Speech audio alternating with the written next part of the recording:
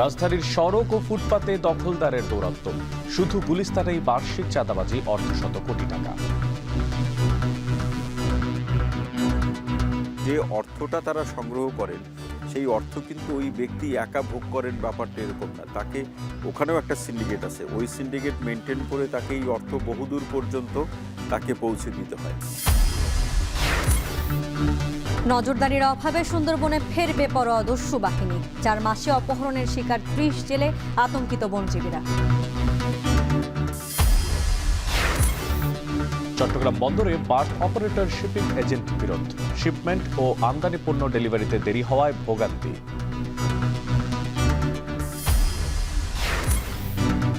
এবং সোশ্যাল মিডিয়ায় ক্রিকেটারদের অবসরের ঘোষণা কাম্য নয়, বলছেন বিশ্লেষকরা। খেলোয়াড় ও বিসিবিকে সতর্ক হওয়ার তাগিদ।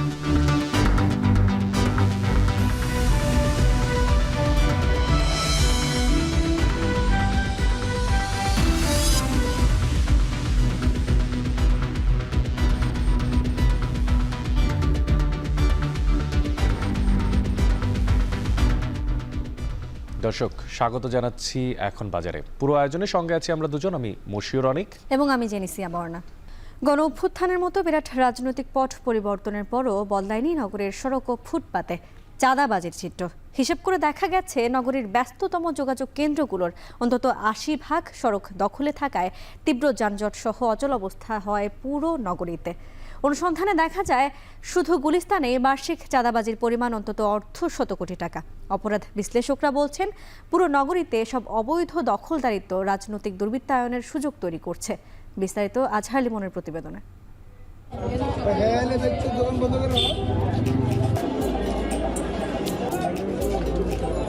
চলছে চাঁদা আদায়।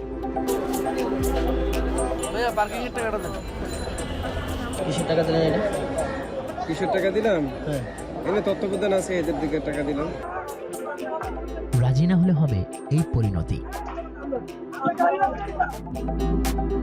সকালের গুলিস্তানের এই ফাঁকা সড়ক, বেলা গড়াতেই যে বাজার, তার পিছনে অনেক হিসেব আছে, রাজনীতি আছে, ভয় আছে, ক্যামেরা দেখলে উচ্ছেদের অভিনয়, ইঁদুর বেড়াল খেলা। আমি এদিকে ওই পাশে যাবো, আবার আগের মতো বসে যাবে। এই প্রতিদিন 3-4 বার করে আমরা ওঠানোর পরেও ওরা, এটা তো পার্মানেন্ট সলিউশন না। নগরীর প্রাণকেন্দ্রে যান চলাচলের জন্য যে সড়ক, সেখানে যে বাসটিকে মনে হচ্ছে ভুলে বাজারে ঢুকে পড়া কোনো বাহন, সে চিত্র প্রতিদিনের। দুপুর গড়ানোর পর এসব সড়কে গাড়ি চলাচল তো দূরের কথা, একজনের হেঁটে যাওয়াই দায়। প্রতিদিন অফিস ধরার সময় থেকে অফিস ফেরা পর্যন্ত পুরো সময়টাতে গুলিস্তানের এই অচল অবস্থার ভুক্তভোগী কে নয়? দুই সাইডে হকারের লেগে তো যাওয়ার মতো কোনো রাস্তাই নাই। 5 আগস্টের আগেও যাচ্ছিল, 5 আগস্টের পরে ওই সেমই অবস্থা। আমি এখনই যাচ্ছিলাম, ওই দিক দিয়ে যাইতে পারি না, আবার রিটার্ন করে এদিকে আসলাম। রাস্তাটা তো, এটা তো একটা ফুটপাত, ব্যবসায়ীদের, চাঁদাবাজদের আস্থানা এটা। কিন্তু কেন গুলিস্তানের সবগুলো সড়ক দখলে, তার উত্তর পাওয়া যায় আওয়ামী লীগ সরকারের সময়ের এই হিসেবের দিকে তাকালে। আপাত দৃষ্টিতে সরকারি জায়গা পেয়ে বসে পড়া সারি সারি হকার মনে হলেও বাস্তবে এখানে প্রতিটি জায়গা নির্ধারিত। প্রতি 50 ইঞ্চি জায়গা মিলিয়ে এক একটি ভিটি, ভ্যান বা দোকান। 5 আগস্টের আগ পর্যন্ত বছরে 70,000 থেকে 1 লক্ষ টাকা এককালীন এবং প্রতিদিন 30 থেকে 100 টাকা পর্যন্ত তাদের খাজনা দিতে হতো প্রতিটি ভিটি বাবদ।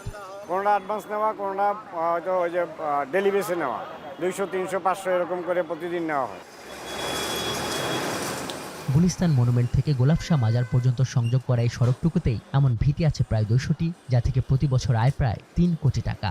সিটি কর্পোরেশনের এসব সড়ক, ফুটপাত দখল করে আসলে এমন ভিটি কত আছে এই গুলিস্তানে, তার কোনো হিসাব নেই সংস্থাটির কাছে। তবে আমরা হিসাব করে দেখেছি, সব মিলিয়ে এখানে এমন ভিটির সংখ্যা হবে প্রায় 3000। এবং সরকারি সড়ক ব্যবহার করে এই গুলিস্তান থেকে একদিনে চাঁদাবাজির পরিমাণ কমপক্ষে 3 লক্ষ টাকা। বছর শেষে এই গুলিস্তান থেকেই বিভিন্নভাবে চাঁদাবাজির পরিমাণ প্রায় অর্ধশত কোটি টাকা। কিন্তু 5 আগস্টের পর তো আওয়ামী লীগ নেই, তাহলে তাদের জায়গায় কারা?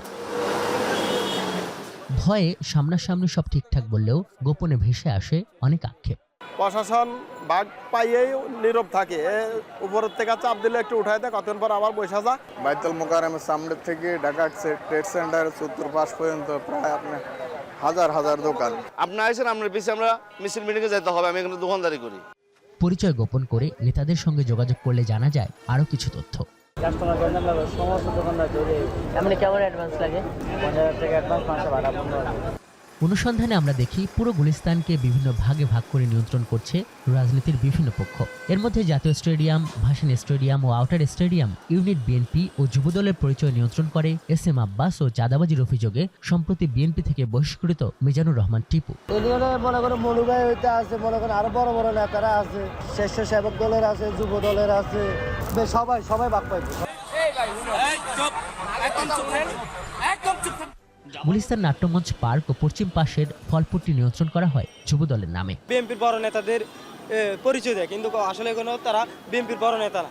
একইভাবে নিয়ন্ত্রণ আছে মুক্তাঙ্গন ও পল্টন মোড়ে। বায়তুল মোকাররমের লিংক রোড নিয়ন্ত্রণে আছে যুবদল ইউনিটের জিয়া, শহীদ, লুচ্চা কামালের আধিপত্যে। এবং এর পেছনে যে মহানগর দক্ষিণ শ্রমিক দলের সদস্য সচিব বদরুল আলম সবুজের আশকারা আছে তা বোঝা যায় ক্যামেরার সামনেই দলবল নিয়ে হকারদের দেয় হুমকি ধামকি থেকে।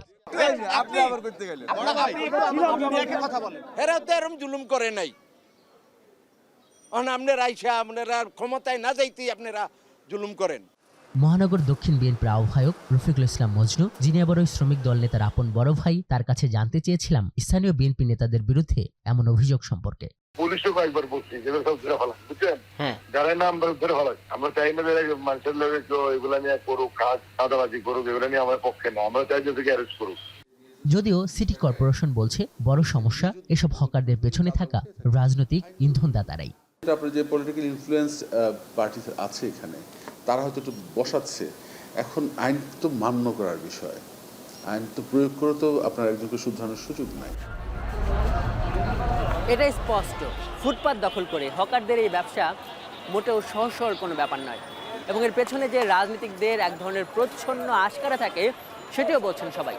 কিন্তু এখন যখন বড় একটি গণভ্যুত্থানের পর সব ক্ষেত্রে পরিবর্তনের একটি আকাঙ্ক্ষা তৈরি হয়েছে এবং যখন বলা হচ্ছে এই সরকার সেভাবে রাজনৈতিক কোনো সরকার নয়, তখন এসব অনিয়মের বিরুদ্ধে ব্যবস্থা নিতে আসলে অনীহা কেন?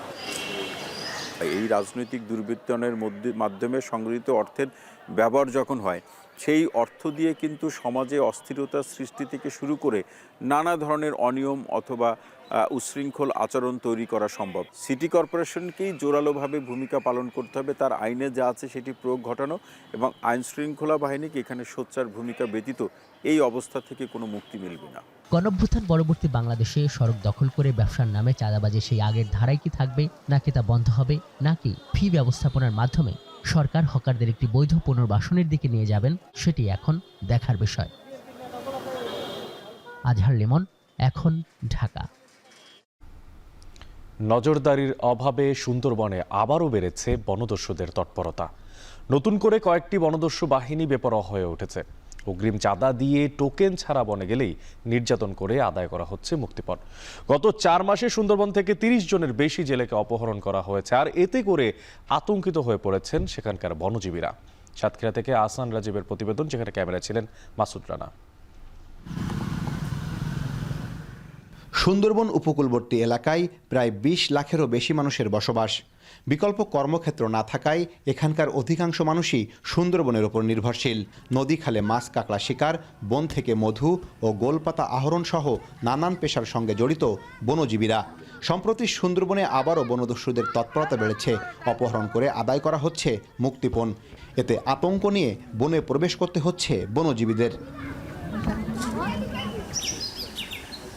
সুন্দরবনের পাশেই বসবাস জেলে পরিবারগুলোর। তাদেরই একজন সুন্দরবন তীরের দাতিনাখালী গ্রামের জেলেপল্লীর বাসিন্দা সায়রা খাতুন।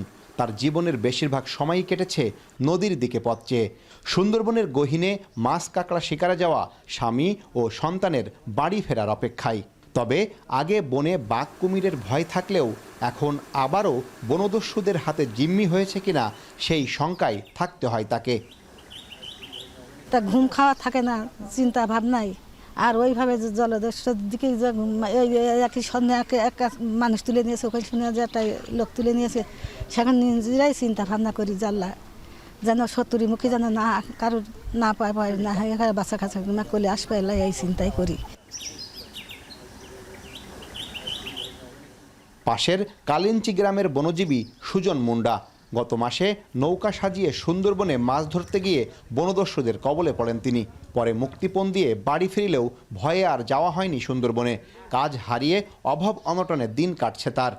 ওখানে আমি কাঁকড়া ধরতে গিয়েছিলাম, যাওয়ার পরে 3 দিন অতিবাহিত হওয়ার পর আমাকে ডাকাতি ধরছিল, ধরার পরে আমরা 3 জন ছিলাম, 3 জন থেকে বললো যে একজনকে আমাদের সঙ্গে মানে থাকতে হবে, টাকা না দেওয়া পর্যন্ত আমাদের কাছে নৌকা বাইতে হবে আর কি। স্থানীয়রা বলছেন গত 4 মাসে সুন্দরবনের নদীখাল থেকে মুক্তিপণের দাবিতে সুজন মুন্ডার মতো অন্তত 30 জন বনজীবীকে অপহরণ করে দস্যুরা। আগের মতো বেশ কয়েকটি বনদস্যুর দল সক্রিয় হয়েছে। অপহরণের পর মুক্তিপণ আদায় করা হচ্ছে, দিতে না পারলে চালানো হচ্ছে নির্যাতন। ভয়ে থানায় অভিযোগও দায়ের করছে না ভুক্তভোগীরা। গত 5 আগস্টের পর কারাগার থেকে পালিয়ে যাওয়া অনেকেই এসব অপরাধে জড়িয়েছেন বলেও অভিযোগ স্থানীয়দের। 5 আগস্টের পরে আমাদের এই নায়াগনের ভয়, জলদস্যুর ভয় থেকে এখন তারা জঙ্গলে যেতে পারছে, হাতে গোনা 2-1 জন যাচ্ছে। এখন বর্তমান অবস্থা হচ্ছে জলদস্যু যে পরিমাণ জঙ্গলে আছে, এক নৌকা ধরলি 20,000 40,000 যার কাছ থেকে যেমন নিচ্ছে। জলদস্যু বনদস্যুদের হাতে মার খেয়েছে এবং তাদের জিম্মিদার রেখে অনেক মোটা অঙ্কের টাকা হাতিয়ে নিয়েছে। যতটা টাকা আমরা সুন্দরবনে এই মাছ কাঁকড়া ধরে আয় করতে পারি না, তাছাড়া দ্বিগুণ টাকা ওদের দেওয়া লাগে। আমি যাব, আমাকে আগাম টাকা দিতে হবে, এই টাকাটা আমাদের না থাকার কারণে আমরা মাছ কাঁকড়ায় ধরতে সুন্দরবনে আর কি যেতে পারতেছি। জঙ্গলে যাব কতগুলো ভয়, ডাকাতের ভয়, কুমিরের ভয়, বাঘের ভয়, কত জলদস্যুর ভয়। বর্তমানে এত পরিমাণ জলদস্যু ডাকাত যা আমরা কোনো রকম সুন্দরবনে আমরা ডাকাতির জন্য আমরা কামাই রোজগার করতে পারছি না। 2016 সাল থেকে ধাপে ধাপে সুন্দরবনের গহীনে থাকা 32টি দস্যুদল অস্ত্রসহ সরকারের আইন শৃঙ্খলা বাহিনীর কাছে আত্মসমর্পণ করে। এরপর 2018 সালের 1 নভেম্বর আনুষ্ঠানিকভাবে সুন্দরবনকে দস্যুমুক্ত ঘোষণা করে সরকার। সুন্দরবনে অপরাধ বাড়লে একদিকে যেমন বনজীবীদের জীবিকা হুমকির মুখে পড়বে, অন্যদিকে কমবে রাজস্ব আদায়, এছাড়া কমে আসবে পর্যটকের সংখ্যাও। তবে বন বিভাগের কর্মকর্তা বলছেন এরই মধ্যে অভিযান চালিয়ে বনদস্যুদের কাছ থেকে 10 জেলেকে উদ্ধার করা হয়েছে। এছাড়া প্রতিনিয়ত অব্যাহত রয়েছে টহল। বনদস্যুর ব্যাপারে বন বিভাগ একেবারেই জিরো টলারেন্স। আমরা এলাকার জনগণ, আইন শৃঙ্খলা বাহিনী এবং জনপ্রতিনিধি সবাইকে নিয়ে এই অভিযান অব্যাহত রাখার চেষ্টা করতেছি। বনদস্যুর ব্যাপারে কোনো আপোষ নেই, কারণ তারা দেশ ও সমাজের শত্রু, জেলে বাওয়ালির শত্রু। তাদের ব্যাপারে বন বিভাগ শতভাগ কঠোর আছে। নিয়মিত টহলের পাশাপাশি দস্যুদের বিরুদ্ধে অভিযান ও গোয়েন্দা নজরদারি অব্যাহত রয়েছে বলে জানিয়েছে কোস্ট গার্ড। গত কয়েক মাসে পশ্চিম সুন্দরবন থেকে অন্তত 30 জন জেলেকে অপহরণ করে বনদস্যুরা। তাদের কাছ থেকে মোটা অঙ্কের মুক্তিপণ নিয়ে তাদের ছেড়ে দেওয়া হয়, কিন্তু এ ঘটনায় একটিও মামলা দায়ের হয়নি। ক্ষতিগ্রস্ত জেলেরা বলছেন এ ধরনের ঘটনায় মামলা করলে আবারও নতুন করে তাদের উপরে নির্যাতন করা হবে। তাই সরকারের পক্ষ থেকে দস্যুতা নির্মূলে কঠোর পদক্ষেপ নেওয়ার দাবি তাদের। আহসান রাজীব, এখন Sundarban, Satkhira. Onboard service charge বাড়াতে কন্টেইনার জাহাজ থেকে পণ্য খালাসে বার্থ অপারেটররা কাজের গতি কমিয়ে দিয়েছেন বলে অভিযোগ শিপিং এজেন্টদের। এতে কন্টেইনার খালাসের সময় বেশি লাগায় জেসিবিতে জাহাজের গড় অবস্থানকাল বেড়ে গেছে। রপ্তানি পণ্য শিপমেন্ট ও আমদানি পণ্য ডেলিভারিতে দেরি হচ্ছে। অভিযোগ অস্বীকার করে বার্থ অপারেটররা বলছেন দীর্ঘ 18 বছরেও সার্ভিস চার্জ বাড়াননি শিপিং এজেন্টরা। তাদের দাবি, রমজানে ইফতার, তারাবি ও সেহরির কারণে কর্মঘণ্টা কমায় কমেছে কাজের গতি। বিস্তারিত জানাচ্ছেন হাজেরা শিউলি।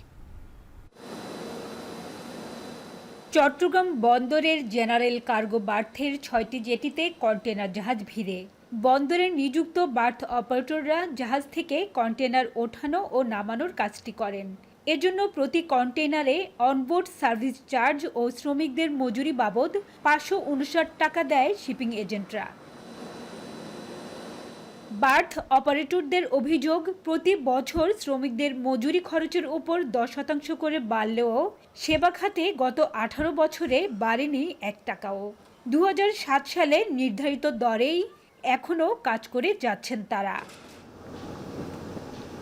শিপিং এজেন্টদের অভিযোগ, বন্দরের সাথে আলোচনার মাধ্যমে চার্জ বাড়ানোর বিষয়টি চলমান থাকলেও জিসিবিতে কন্টেনার হ্যান্ডলিংয়ে ট্রেন প্রতি প্রয়োজন অনুযায়ী গ্যাং বা শ্রমিক দিচ্ছে না বার্থ অপারেটররা। কন্টেনার পরিবহনে ট্রেলারও মিলছে না ঠিকঠাক। এই অবস্থা চললে সার্বিক আমদানি রফতানি বাণিজ্যে নেতিবাচক প্রভাব পড়বে। এ বিষয়ে শিপিং এজেন্ট অ্যাসোসিয়েশনের চেয়ারম্যান বলছেন, বার্থ অপারেটরদেরকে প্রতি কন্টেনারে 8% চার্জ বাড়ানোর প্রস্তাব দেওয়া হলেও তারা 110% দাবি করছে, যা যৌক্তিক নয়। দীর্ঘদিন ধরে তাদের রেটটা বাড়ানোর ব্যাপারে আমাদেরকে অ্যাপ্রোচ করে নাই।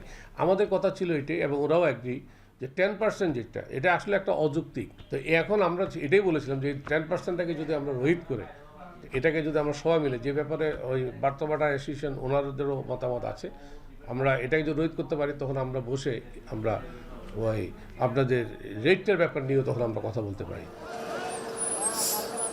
যদিও বার্থ অপারেটররা বলছেন, জাহাজের ডকুমেন্টেশন, কন্টেনারের ইম্পোর্ট এক্সপোর্ট পারমিশন সহ নানাবিধ সেবা দিতে তাদের খাটাতে হয় অতিরিক্ত জনবল।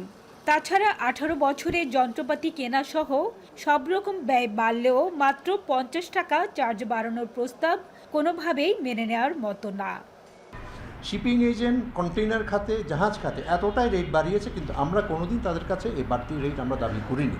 কিন্তু এখন এমন একটা বাজারের এমন অবস্থা, আমাদের খরচের এমন একটা পর্যায়ে পৌঁছে গেছে, এখানে আমাদের এখন বাড়তি ছাড়া আমাদের যেটা আমরা অধিকার, যেটা আমরা যেটা ডিজার্ভ করি ওদের কাছে, ওইটা আমাদের চাওয়া ছাড়া আমাদের আর কোনো এখন উপায় নেই। এদিকে এই বিষয়ে সরাসরি কথা না বললেও বন্দর কর্তৃপক্ষ জানায়, বিরোধ নিরসনে কমিটি কাজ করছে, দ্রুতই আসবে সমাধান। হাজরা শিউলে, এখন চট্টগ্রাম। রমজানের শুরুতে পর্যটক শূন্য হয়ে পড়েছে কক্সবাজার, আর এতে করে ইতিমধ্যে বন্ধ হয়ে গেছে হোটেল, মোটেল ও সৈকত কেন্দ্রিক কয়েক হাজার ব্যবসা প্রতিষ্ঠান। গত 4.5 মাসে ভালো ব্যবসা হলেও রমজানের একেবারে শুরুতেই চরম খরা দেখা দিয়েছে, আর এতে করে দুশ্চিন্তায় আছেন ব্যবসায়ীরা। তবে এই ব্যবসায়ীরাই ঈদ ঘিরে আবারও পর্যটন খাতে প্রাণ সঞ্চার হওয়ার আশা করছেন। মন্তোষ বেদজ্ঞর প্রতিবেদন, যেখানে ছবি তুলেছেন মোহাম্মদ রাসেল। সৈকতের সুগন্ধা পয়েন্টের প্রবেশমুখ, চিরচেনা যানজট নেই, ফাঁকা সড়ক আর দুপাশের দোকানপাট বন্ধ। শহরের রেস্তোরাঁগুলোর চিত্র একই, খালি পড়ে আছে 5 শতাধিক হোটেল, মোটেল, রিসোর্ট ও গেস্ট হাউস। প্রায় 4.5 মাস ভালো ব্যবসার পর রমজানের শুরু থেকেই পর্যটক কম কক্সবাজারে। হোটেল, রেস্তোরাঁ, পরিবহন খাত সহ সংশ্লিষ্ট ব্যবসা বাণিজ্যে ধীর গতি। অলস সময় কাটছে ক্ষুদ্র ব্যবসায়ী, বিচ বাইক চালক ও ফটোগ্রাফারদের। খালি পড়ে থাকা সৈকত যেন জানান দিচ্ছে পর্যটন খাতে নীরবতার চিত্র। রমজান থেকে ব্যবসা নেই, এখন ফাঁকা, এখন ফাঁকা। মানুষের দল কমে গেছে, এখানে মানুষজন কম, এখানে রোজার এখানে হোটেল বাণিজ্য খুবই, ব্যবসা বাণিজ্যের দিকে একটু হালকা হয়ে গেছে। আমরা এমনি নামি ঘুরে ফিরে চলে যাই, কারণ গাড়িগুলো বসায় রাখলে সমস্যা, বসায় রাখলে একটা না একটা ক্ষতি হয়ে যায়। আমরা তো প্রতিদিন আসি, এখন গাড়ির তেলের টাকাটা শুদ্ধ পাই না, প্রচুর লোকজন কম, একদম নাই বললেই চলে। এর আগে 2000-3000 করে মারতাম, এখন তো 500 টাকা মারতে কষ্ট হয়ে যায়। পর্যটক না থাকায় বন্ধ রয়েছে হোটেল, মোটেল জোনের অনেক ব্যবসা প্রতিষ্ঠান। এরই ফাঁকে ঈদের ছুটিতে ব্যাপক পর্যটক সমাগমের আশায় কিছু হোটেল, রেস্তোরাঁয় চলছে সংস্কার কাজ। এই মাসটাকে আমরা মূলত আমাদের প্রতিষ্ঠানগুলোকে রেনোভেশন করার জন্য, মানে সংস্কার করার জন্য, রং এবং বিভিন্ন বিষয়ে কাজ যেগুলো ভাঙাচোরা হয়, এগুলো আমরা এই মাসটাকে মোটামুটি 30 দিনে আমরা কাজগুলো গোছাই নিয়ে, যাতে ঈদের পর থেকে পরবর্তী সময়ে আমরা ব্যবসায়ী যারা পর্যটকরা তাদের সেবা দিতে পারি, তারা যেন পরিবার পরিজন নিয়ে একটা স্বাচ্ছন্দ্যবোধ পরিবেশ পায়, আরামদায়ক পরিবেশ পায়। আবারও সমুদ্রের নোনা জলে উচ্ছ্বাসে মেতে উঠবেন হাজারো পর্যটক, প্রাণ ফিরে পাবে সমুদ্র সৈকত, এমনটাই প্রত্যাশা পর্যটন সংশ্লিষ্টদের। এখন কক্সবাজার। পবিত্র মাহে রমজান উপলক্ষে প্রতিরাতে ঢাকা বিশ্ববিদ্যালয়ের অসচ্ছল শিক্ষার্থীদের জন্য সেহরির আয়োজন করেছে ব্রাদারহুড নামের একটি সংগঠন। শিক্ষার্থীরা বলছেন, ভ্রাতৃত্ববোধ সুদৃঢ় করতে এমন আয়োজন রমজানকে আরও তাৎপর্যময় করে তুলছে। বিস্তারিত জাবেদ আব্দুল্লাহর প্রতিবেদনে। রমজান মাসে মহান আল্লাহ পাকের সন্তুষ্টি লাভের আশায় নির্দিষ্ট সময় পর্যন্ত পানাহার থেকে বিরত থাকেন ধর্মপ্রাণ মুসলমানরা। পবিত্র এই মাস জুড়েই ভোর রাতে সেহরি খেয়ে করা হয় রোজার নিয়ত। রহমত ও বরকতের এই মাসে সাহরির আয়োজন করেছেন ঢাকা বিশ্ববিদ্যালয়ের একদল শিক্ষার্থী। ব্রাদারহুড নামের সংগঠনটির নিমন্ত্রণে প্রতিদিনই বিশ্ববিদ্যালয়ের মল চত্বরে সেহরি খেতে আসছেন শতাধিক অসচ্ছল শিক্ষার্থী, যারা একে অন্যের সহপাঠী। শিক্ষার্থীরা জানান একসাথে সেহরি করতে পেরে খুশি তারা। বলেন এমন আয়োজন রমজানকে আরও মহিমান্বিত করে তোলে। অন্য অন্য সময় আমাদের ক্যান্টিনের যে মেনুর যে দামগুলো থাকে রমজান মাস আসলেই সেটা 15 থেকে 20 টাকা হচ্ছে যে বেড়ে যায়। খাবারের মানের খুব বেশি পরিবর্তন হয় না। হয়তো আমাদের পরিচিত কেউ হতে পারে বা আমরা তাকালে তারা লজ্জা পেতে পারে, সেজন্য তাদের এই পরিচয় গোপন রেখে কিন্তু এই উদ্যোগটা আসলে নেওয়া, যাতে তারা হচ্ছে সেহরি করে তারা হচ্ছে সারাদিন ভালোভাবে রোজাটা করতে পারে। আয়োজকেরা বলছেন নিজেদের পরিশুদ্ধি করতেই এমন আয়োজন। রুটিন করে আমরা একটা মেনু তৈরি করি এবং আমরা 3 ধাপে রাতে আমরা ওইটা তদারকি করি। খাবারটা যেন একদম হোমমেড ঘরোয়া স্বাদের আমার মায়ের হাতে রান্নার মতো যেন হয়, সেই প্রয়াসটা আমরা বজায় রাখতে চেষ্টা করি। আমার পিছনে একদল অসচ্ছল শিক্ষার্থীদের জন্য ভিন্নধর্মী সেহরির আয়োজন করেছে ব্রাদারহুড নামে একটি স্বেচ্ছাসেবী সংগঠন। আয়োজকরা বলছেন পবিত্র সিয়াম থেকে প্রাপ্ত শিক্ষা রবের হুকুম প্রতিষ্ঠায় অন্যতম পথ মাত্র। আর এতে যে সকল শিক্ষার্থীরা অংশগ্রহণ করছেন তারা জানিয়েছেন এতে রবের বরকত নিহিত রয়েছে। তাদের আশা এমন উদ্যোগে ঢাকা বিশ্ববিদ্যালয়ে আরও সুদৃঢ় হবে ভ্রাতৃত্বের বন্ধন। এই আয়োজন চলবে মাসব্যাপী। জাবেদ আব্দুল্লাহ, এখন, ঢাকা। রাজধানীর শিক্ষাঙ্গনগুলোতে দলগতভাবে ইফতার করতে ঢল নেমেছে শিক্ষার্থীদের। ক্যাম্পাসের খোলা আকাশের নিচে পরিবেশন করা হচ্ছে ইফতার। আর তাদের বিশ্বাস আল্লাহর নৈকট্য লাভের পাশাপাশি পারস্পরিক সম্পর্কের উন্নতি করছে এমন আয়োজন। আর অন্যদিকে রাজনৈতিক ছাত্র সংগঠনগুলোর এই ইফতার বিতরণ কর্মসূচি যেন ভালো কাজের প্রতিযোগিতা। বিস্তারিত দেখবেন প্রতিবেদনে। উচ্চ মাধ্যমিক পড়ুয়া ঢাকা ৬ শিক্ষার্থী শখের বশে ইফতার করতে এসেছেন ঢাকা বিশ্ববিদ্যালয়ের মল চত্বরে। তাই তো ইফতারের প্রস্তুতিতে তাদের এই দলগত প্রচেষ্টা। শিক্ষার্থীরা বলছেন অনেক দিনের স্বপ্ন ঢাকা বিশ্ববিদ্যালয়ের শিক্ষার্থীদের মতো এই ক্যাম্পাসে ইফতার করা। নতুন অনুভূতি ও বড়দের বন্ধুত্ব কাছে থেকে দেখতে পারা দারুণ অভিজ্ঞতা বলছেন তারা। খোলা মাঠে একটা ইফতার করে একটা আলাদা মজা আছে, এই জন্য সবাই মিলে আর কি এই উদ্যোগটা নেওয়া। ফ্রেন্ডসরা মিলে সবাই একসাথে ইফতার করলে মানে ফ্যামিলির মতো একটা কমফোর্ট জোনের একটা ফিল পাই। বিকেল ৫টার পর থেকেই ঢাকা বিশ্ববিদ্যালয়ের এই চত্বরে শিক্ষার্থীদের আনাগোনায় টইটম্বুর হয়ে ওঠে। শিক্ষার্থীরা বলছেন খোলা আকাশের নিচে বন্ধুদের সঙ্গে ইফতার করতে পারা বাড়তি আনন্দের। ২৪শে আমি ঢাকা বিশ্ববিদ্যালয়ে রমজানটা পালন করছিলাম, তখন মনে হতো যে আমি একটা দাসত্বের মধ্যে ছিলাম, নিজের মতো ইফতার করার সুযোগ ছিল না। কেউ আমাদের বাধা দিচ্ছে না, কোনো গ্রুপ থেকে মেসেজ আসছে না যে সবাই একসাথে ইফতার করতে পারবে না। পরিবারের সদস্য ছাড়া ইফতারে অপূর্ণতা থাকলেও শিক্ষার্থীরা বলছেন ক্ষণিকের জন্য বন্ধুত্বের মিশেলে এই সময়টুকুই হয়ে ওঠে অনন্য। দলগত ইফতারে আল্লাহর সন্তুষ্টি লাভের পাশাপাশি পারস্পরিক সম্পর্ক উন্নতি হয় বলে বিশ্বাস শিক্ষার্থীদের। খোলা আকাশের নিচে ইফতার করছি। অন্যান্য দেশে ট্রেডিশন আছে, আমাদের দেশে এটা একটু কম, মানে আমরা অনেক কষ্ট করে বাসা থেকে অনুমতি নিয়ে হচ্ছে এভাবে এসে ইফতার করছি। তো এটা আসলেই স্মৃতির পাতা অনেক বড় একটা অধ্যায় হয়ে থাকবে। জামাতবদ্ধ হয়ে একটা কোনো খাবার খেলে এটার মধ্যে আল্লাহ অটোমেটিক রহমত দেয়, আর ইফতারি তো আরো মানে বড় একটা ফজিলত। আনন্দ ঘন ও ইবাদতের এই সময়টুকুই স্মৃতির পাতায় ধরে রাখতে কেউ কেউ ছবি তুলছেন মুঠোফোনে। তাই তো সৌহার্দ্য, সম্প্রীতি ও উৎসবমুখর পরিবেশে ইফতার করতে ক্যাম্পাস ছেড়ে গেলেও ইফতার করতে আসতে চান ক্যাম্পাসে। অনেকদিন পরে ফ্রেন্ডসদের সাথে দেখা হয়েছে, একসাথে সবাই ইফতার করতেছি। পরিবারের বাইরে আরো একটা পরিবার পাইছি এখানে। এদিকে রাজনৈতিক পট পরিবর্তনের পর রাজনৈতিক ছাত্র সংগঠনগুলো বিতরণ করছে ইফতার। এভাবে শিক্ষার্থীদের পাশে থাকাকে দেখছেন ভালো কাজের প্রতিযোগিতা হিসেবে। লম্বা যে লাইনটি দেখছেন সেটি ইসলামী ছাত্র শিবিরের ইফতার বিতরণ কর্মসূচির একটি অংশ। তারা যে ইফতার বিতরণ করছে সেটি আজ থেকে 15 বছর আগে সেটি অলীক স্বপ্নই ছিল।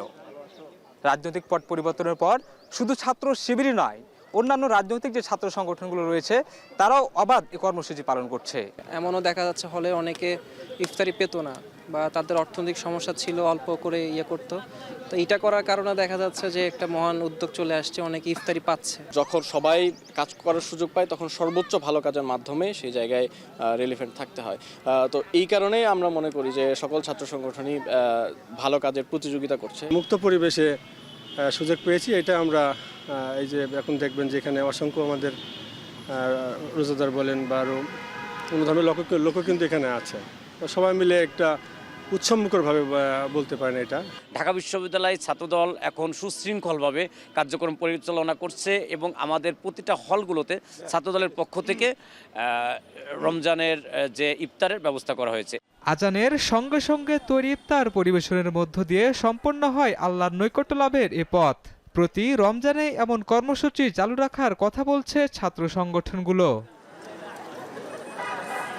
শাহিনুল ইসলাম সাগর, এখন ঢাকা। শেরপুরের শ্রীবর্দীতে ব্রিজ নির্মাণ হলেও নেই সংযোগ সড়ক, যাতে 21 বছরও ব্রিজের সুফল থেকে বঞ্চিত এলাকাবাসী। ব্রিজ থাকার পরেও কয়েক কিলোমিটার ঘুরে যাতায়াত করতে হচ্ছে স্থানীয়দের।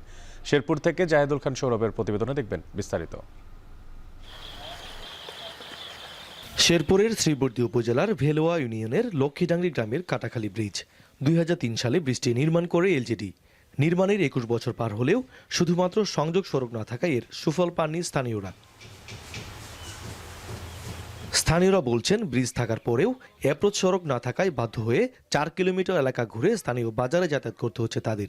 এছাড়া স্থানীয়দের উৎপাদিত কৃষিপণ্য পরিবহনে বাড়ছে খরচ। এমনকি অ্যাম্বুলেন্স ও ফায়ার সার্ভিসের গাড়ি গ্রামে প্রবেশ করতে না পারায় ভোগান্তিতে পড়েছেন এই জনপদের অন্তত 25,000 মানুষ। 25 বছর ধরে ব্রিজ হয়ে আছে, ব্রিজের দু পাশে থেকে কোনো মাটিমুটি নাই। এর কারণে এই পাশের মাল ওই পাশে নিতে পারি না। আর কোনো যদি ধাক্কায় ধুকায় গাড়ি উঠানি হয়, ঝুঁকিপূর্ণর ভিতরে পড়ে যায়। আমাদের যদি কোনো বাড়িতে আগুন লাগে, হ্যাঁ, আমরা যে ফায়ার সার্ভিস খবর দিব, কিন্তু ফায়ার সার্ভিস আমাদের এই গ্রামে লক্ষ্মীডাঙ্গি গ্রামে আসতে পারবে না। ব্রিজটার প্রচুর সমস্যা। আমরা সাইকেলে উঠতে পারি না। আমাদের সাইকেল আরেকজনকে ডাইকা উঠাই নিতে হয়। হাজার হাজার একর জমিন এই বন্ধ পড়ে আছে। হ্যাঁ, ফসল আমরা গাড়িতে নিয়ে আসতে পারি না এই রাস্তার কারণে। খালি শাক সবজির আবাদ করি, অনেক সময় দামে বেচতে পারি না। এই সময় বাজারে নিয়ে যাবো, বাজারে নিয়ে যাওয়ার জন্য আগে আমার একদিন পরে যায় যখন আগে এই ব্রিজের জন্য। দুর্ভোগের কথা স্বীকার করে এলজিডি কর্মকর্তা বলছেন, ব্রিজটির সংযোগ সড়ক নির্মাণের জন্য ঊর্ধ্বতন কর্তৃপক্ষকে জানানো হয়েছে। কিছুদিন আগে পিএ অফিস থেকে জায়গায় কাজ করা হয়েছে।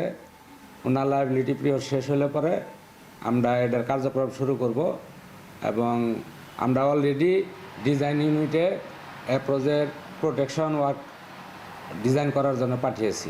21 বছর আগে 45 মিটার দৈর্ঘ্য কাটাখালী ব্রিজ নির্মাণে ব্যয় হয়েছিল 1,49,00,000 টাকা। জাহেদুল খান সৌরভ, এখন শেরপুর। ভোলায় তৃণমূলের স্বাস্থ্যসেবার নাজুক অবস্থা। প্রায় 3 মাস ধরে বন্ধ ইউনিয়ন স্বাস্থ্য ও পরিবার কল্যাণ সেবা কেন্দ্রের ওষুধ সরবরাহ, ফলে সঠিক স্বাস্থ্যসেবা বঞ্চিত হচ্ছেন বাসিন্দারা। অঙ্কুরায়ের ছবিতে ইমতিয়াজুর রহমানের প্রতিবেদন। গ্রাম অঞ্চলের প্রান্তিক মানুষের স্বাস্থ্যসেবা নিশ্চিতে ইউনিয়ন পর্যায়ে স্বাস্থ্য ও পরিবার কল্যাণ কেন্দ্র প্রতিষ্ঠা করে সরকার। দ্বীপ জেলা ভোলায় 47টি ইউনিয়নে পরিচালিত হয় এই স্বাস্থ্যসেবা, যেখান থেকে প্রসূতি মা ও শিশুসহ গ্রামের সাধারণ মানুষ স্বাস্থ্যসেবার পাশাপাশি বিনামূল্যে 22 ধরনের ওষুধ সরবরাহ করা হয়।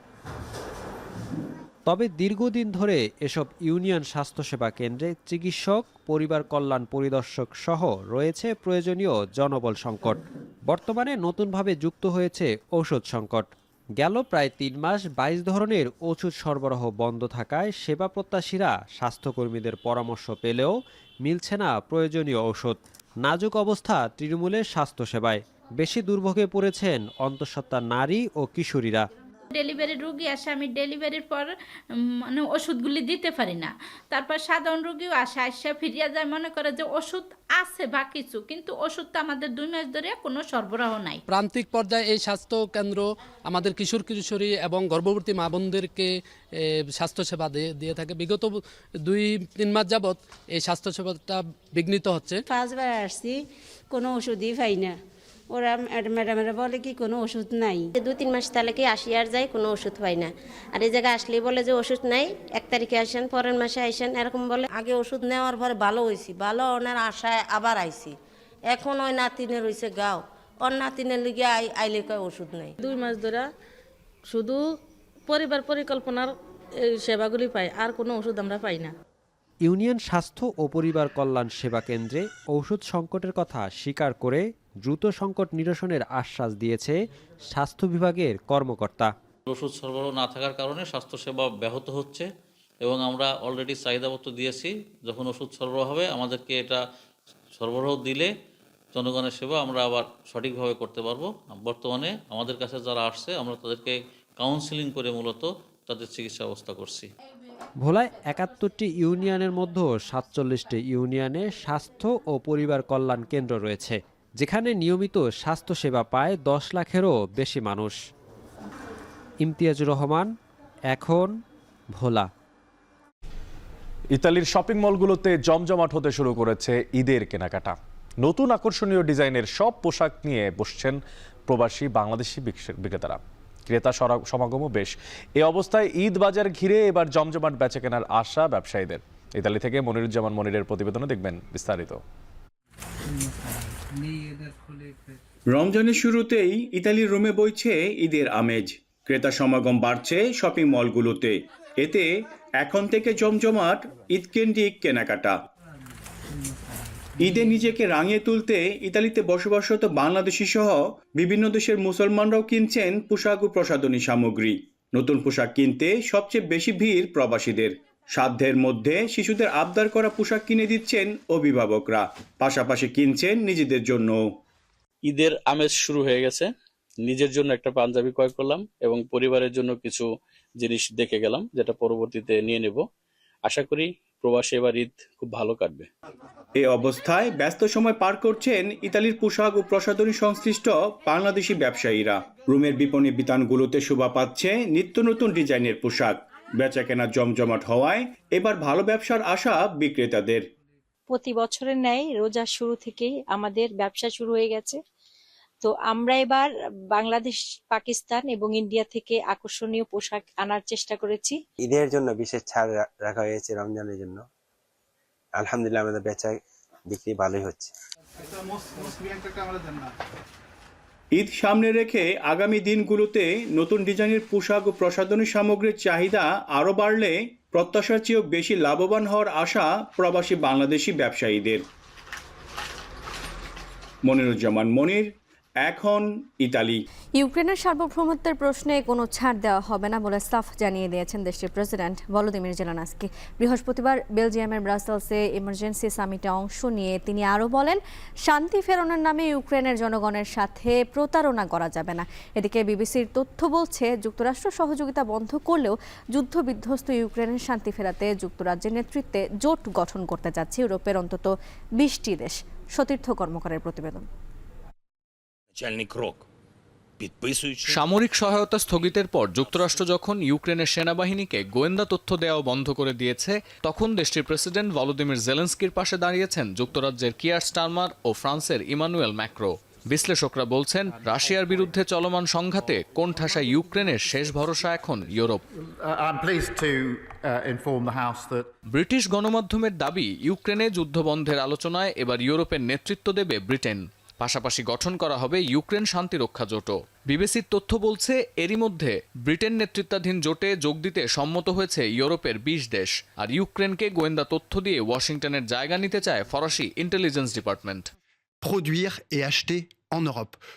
এমন বাস্তবতায় বৃহস্পতিবার বেলজিয়ামের ব্রাসেলসে ইউরোপের নেতাদের সাথে জরুরি বৈঠক করেছেন ইউক্রেনীয় প্রেসিডেন্ট। হোয়াইট হাউসের ওভাল অফিসে চূড়ান্ত অপমানিত হওয়ার পর এই প্রথম ইউরোপের অন্তত 27 দেশের প্রতিনিধির সাথে এক টেবিলে বসলেন ভলোদিমির জেলেনস্কি। ভেন্যুতে পৌঁছে ইইউ জোটের প্রতি কৃতজ্ঞতা জানিয়ে জেলেনস্কি বলেন, রুশ আগ্রাসনের শুরু থেকে এখনো পর্যন্ত ইউরোপ প্রকৃত বন্ধুর পরিচয় দিয়েছে। এছাড়া ইইউ জোটভুক্ত দেশের সামরিক সক্ষমতা বাড়াতে $680 বিলিয়ন বরাদ্দের পরিকল্পনা ঘোষণা করেছেন ইউরোপীয় কাউন্সিল ও ইউরোপীয় কমিশনের প্রধান। You made a strong signal to Ukrainian people, to Ukrainian warriors, to civilians, to all our families, and it's great that we are not alone. And this is the reason why I present today to the leaders the Rearm Europe plan. The Rearm Europe plan provides up to 800 billion euros for defense investment. এদিন emergency সামিটের সাইডলাইনে France ও বেলজিয়ামের রাষ্ট্রপ্রধানের সাথে সাক্ষাৎ করেছেন ইউক্রেনীয় president. এ সময় বেলজিয়ামের প্রধানমন্ত্রী বলেন, ইউক্রেনের ভবিষ্যৎ আর ইউরোপের নিরাপত্তা যেখানে জড়িত, সেখানে কিয়েভ ও ইইউ জোটের উপস্থিতি ছাড়া কোনো আলোচনাই হতে পারে না। এছাড়া সম্মেলনে যোগ দিয়ে ইউক্রেনের প্রতি সমর্থন অক্ষুণ্ণ রাখার অঙ্গীকার করেছেন লিথুনিয়া ও লুক্সেমবার্গের রাষ্ট্রপ্রধান। পোলিশ প্রধানমন্ত্রী মন্তব্য করেছেন, ইউরোপ রাশিয়ার তুলনায় অনেক বেশি শক্তিশালী, মস্কোকে হারিয়ে দেওয়ার সক্ষমতা আছে তাদের। যদিও ইইউ জোটের ফরেন পলিসি বিভাগের প্রধান মনে করেন, ইউক্রেনে চলমান সংঘাত থামাতে ইউরোপকে একটি রাজনৈতিক সমঝোতায় আসতে হবে। এদিকে ইউরোপীয় নেতাদের এমন আচরণে রীতিমতো ক্ষুব্ধ মস্কো। রুশ পররাষ্ট্র মন্ত্রণালয়ের দাবি, যুক্তরাজ্য ও ফ্রান্সের সহায়তার উপর নির্ভর করে ইউক্রেন যুদ্ধবিরতির আলোচনা থেকে সরে আসতে চায়। ক্রেমলিন মনে করে ফ্র্যাঙ্কো ব্রিটিশ জোট ইউক্রেনে ইউরোপীয় সেনা পাঠানোর উপযুক্ত সময় খুঁজছে।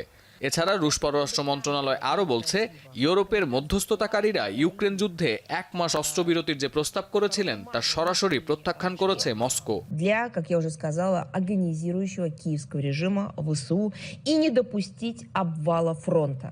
এছাড়া ইউক্রেন রাশিয়া সংঘাত ইস্যুতে ব্রাসেলসে সংবাদ সম্মেলন করেছেন পশ্চিমা সামরিক জোট নেটোর প্রধান। বলেন, নেটো আশা করে আলোচনার মাধ্যমে যুক্তরাষ্ট্র ও ইউক্রেন একটি পাকাপোক্ত সমাধানে আসবে। তবে আলোচনার পরিস্থিতি যে কোনো সময় বিগড়ে যেতে পারে এমন আশঙ্কাও উড়িয়ে দিচ্ছেন না মার্ক রুট। এদিন বৈঠকে অংশ না নিলেও পার্লামেন্টে দাঁড়িয়ে ইউক্রেনে বরাদ্দ বাড়ানোর প্রস্তাব তুলেছেন নরওয়ের প্রধানমন্ত্রী। আর ইউক্রেনকে 8টি ফাইটার জেট দেওয়ার ঘোষণা দিয়েছে পশ্চিমা সামরিক জোট নেটোর নয়া সদস্য সুইডেন। সতীর্থ কর্মকার, এখন বিশ্ব। বাংলাদেশের বেশিরভাগ ক্রিকেটাররাই অবসরের ঘোষণা দেওয়ার ক্ষেত্রে ব্যবহার করেছেন বা করছেন সোশ্যাল মিডিয়া। তামিম মুশফিকদের মতো কিংবদন্তি ক্রিকেটারদের এমন বিদায়ের দৃষ্টান্ত নেতিবাচকভাবেই দেখছেন সাবেক ক্রিকেটার ও ক্রিকেট বিশ্লেষকরা, এবং কারণ খোঁজার পাশাপাশি ক্রিকেটার নাকি ম্যানেজমেন্ট, কার দায় বেশি সেটিরও ব্যাখ্যা দেওয়ার চেষ্টা করেছেন তারা। বিস্তারিত আরিফুল ইসলাম সাহাবের প্রতিবেদনে। 22 গজে অভিষেক, কিন্তু বিদায় সোশ্যাল মিডিয়ায়। বাংলাদেশ ক্রিকেটে তারকা ক্রিকেটারদের অনেকের শুরু আর শেষের গল্পটা এমনই। মাশরাফি থেকে শুরু করে তামিম, রিয়াদ, বিদায় বেলায় প্রাপ্য প্রাপ্তিটা জোটেনি কারোরই। এই যেমন মুশফিকের 19 বছরের দীর্ঘ ক্যারিয়ার শেষেও বিদায়ের অঙ্কটা ঠিক মেলেনি, হয়েছে 19-20। কিন্তু যাদের লম্বা ক্যারিয়ার থাকে তাদের কাছে আমার কাছে মনে হয় অফিসের কাছ থেকে, মানে দেশের কাছ থেকে, বা যে টিমে খেলছে সেই টিমের কাছ থেকে একটা আশা করতেই পারে, বা তারা আশা করেন যে সুন্দর সময় সুন্দরভাবেই একটা বিদায় হবে এবং মাঠ থেকে বিদায় হবে। সিলেক্টরদের থেকে একটা কল থাকা উচিত যে সিলেক্টররা আগের থেকেই সম্মানের সাথে মানে ডিসকাশন। দেশের ক্রিকেট ইতিহাসে কিংবদন্তি ক্রিকেটারদের বিদায়ী লগ্নে কেন বারবার একই ঘটনার পুনরাবৃত্তি হয়েছে বা এখনো হচ্ছে, তার ব্যাখ্যা পাওয়া গেল জাতীয় দলের সাবেকেই উইকেট কিপার ব্যাটারের কাছেই। 100 ভাগের মধ্যে 70-75% বলবো ম্যানেজমেন্টের দূরদর্শিতার অভাব আছে। প্লেয়ার নিজেকে বুঝতে হবে যে আমি এনজয় করছি কিনা, আমি পারফর্ম করছি কিনা, আমার দলের আর আমার জন্য কোনো প্রবলেম হচ্ছে কিনা, আমি জায়গাটা আটকা রাখছি কিনা। তো এটা নিজেকে উপলব্ধি করতে হবে। বাট আমি মনে করি ম্যাক্সিমাম প্রায়োরিটি হচ্ছে ম্যানেজমেন্ট, যে আমি আমার প্লেয়ারকে নিয়ে কতখানি ভাবছি সেটা প্লেয়ারের সাথে শেয়ার করা। ক্যারিয়ারের শেষ অধ্যায়ের অন্তিম মুহূর্তে এসে মাঠ তো দূরের কথা, সংবাদ সম্মেলন পর্যন্ত এড়িয়ে যান মুশফিকরা। অনানুষ্ঠানিক সমাপ্তি টানার এই রীতির পেছনের কারণটা সমালোচনার ভয় নাকি অন্য কিছু? একটা ক্ষোভও তো হতে পারে। ধরেন আপনি মেইন স্ট্রিমের মিডিয়া তো কখনো কখনো তো পারফরমেন্সের খারাপের জন্য তো আপনার সমালোচনা করছে, কখনো আবার আপনি যখন ভালো খেলছেন তখন আপনার খুব স্তুতি করছে। একই অবস্থা বিসিবির থেকেও হয়তো বা এমন কোনো দিক আছে যেটা বিসিবির সামনাসামনি যেতে পারতেছে না। নিশ্চয়ই বিসিবির এখানে জবাবদিহিতার কিছু জায়গা আছে। এমন তো না যে মুশফিক কোনো ক্রাইম করেছে, যে মুশফিককে অপছন্দ করছে, ঘৃণা করছে, তা তো না। হয়তো রিটায়ারমেন্টে গেছেন, কিছু কথা আসবে, সেই কথাগুলো আনসার দিতে হবে মুশফিকের মুখ থেকে। সে হয়তো চেয়েছে যে না, আমি একটু নিরিবিলি থাকতে চাই, আমি আমার ফেসবুক স্ট্যাটাস দেবো, আমি মিডিয়াতে বেশি লাইমলাইটে আসতে চাই না। তামিম মুশফিক কিংবা মাশরাফি সাকিবরা শিরোপা এনে দিতে না পারলেও দেশের ক্রিকেটে তাদের অবদানকে ছোট করে দেখার সুযোগ নেই। তাদের মলিন বিদায় কখনোই কাম্য নয়। তবে সেজন্য বিসিবি ও ক্রিকেটার দুপক্ষেরই সতর্ক হওয়া জরুরি। আরিফুল ইসলাম সাহাব, এখন ঢাকা। বিদায় মিস্টার ডিপেন্ডেবল। ওয়ানডে থেকে অবসর নিয়ে সতীর্থদের ভালোবাসায় সিক্ত হচ্ছেন মুশফিকুর রহিম। তার বিদায়ে লঙ্কানদের বিপক্ষে পাঁজর ভাঙা শতকের স্মৃতিচারণ করেছেন মাহমুদুল্লাহ রিয়াদ। তাসকিন জানালেন, মুশিকে ছাড়া ওয়ানডে ক্রিকেটটা কল্পনা করা কঠিন। তাদের মতোই সামাজিক যোগাযোগ মাধ্যমে আবেগঘন স্ট্যাটাস দিয়েছেন তামিম, মাশরাফিরা। এসকে শাওনের প্রতিবেদনে বিস্তারিত। বিদায় বিষাদে ভরা একটি শব্দ, তবে অনিবার্য বাস্তবতা সবাইকেই মানতে হয়। মুশফিকও মেনে নিয়েছেন। সামাজিক যোগাযোগ মাধ্যমে ঘোষণা দিয়ে প্রায় ১৯ বছরের ওয়ানডে ক্যারিয়ারের ইতি টেনেছেন। ৫০ ওভারের ক্রিকেট থেকে অবসর নিয়ে সতীর্থদের ভালোবাসায় সিক্ত অভিজ্ঞ এই ক্রিকেটার। আন্তর্জাতিক ক্যারিয়ারের দীর্ঘ সময় পার করেছেন মাহমুদুল্লাহ রিয়াদের সাথে। মুশফিকের বিদায়ের খবরে সামাজিক যোগাযোগ মাধ্যমে স্ট্যাটাস দিয়েছেন ক্যারিয়ারের সায়ান্নে থাকা রিয়াদ। লঙ্কানদের বিপক্ষে মুশির পাঁজর ভাঙা শতকের স্মৃতিচারণ করেছেন তিনি। আরেক সতীর্থ তাসকিন বললেন, মুশফিক ছাড়া বাংলাদেশের ওয়ানডে ক্রিকেট কল্পনা করা কঠিন। মিস্টার ডিপেন্ডেবল খ্যাত মুশি যে তাদের অনুপ্রেরণার নাম, সে কথাও জানালেন এই স্পিড স্টার। মুশফিকের বিদায়ের কথা শুনে বাল্যকালের স্মৃতিচারণ করলেন তাওহিদ হৃদয়। ওয়ানডে অভিষেকে তার কাছ থেকে ক্যাপ নেয়া আর ড্রেসিং রুম শেয়ার করতে পারাটা হৃদয়ের কাছে রূপকথার গল্প। বর্তমানদের মতো সাবেকরাও স্মৃতিকাতর হয়েছেন।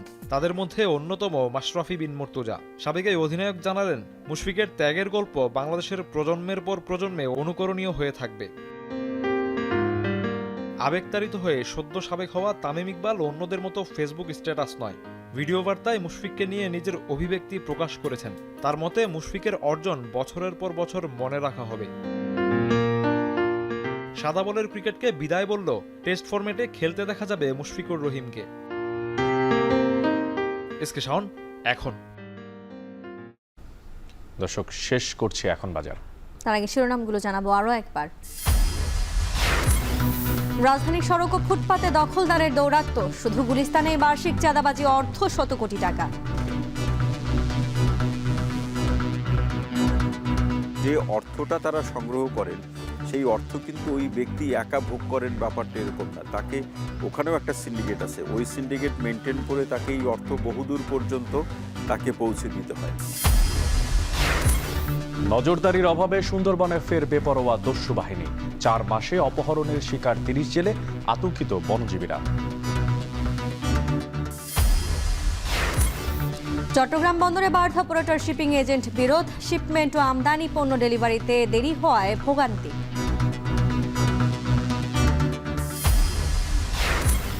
এবং সোশ্যাল মিডিয়ায় ক্রিকেটারদের অবসরের ঘোষণা কাম্য নয়, বলছেন বিশ্লেষকরা। খেলোয়াড় ও বিসিবিকে সতর্ক হওয়ার তাগিদ।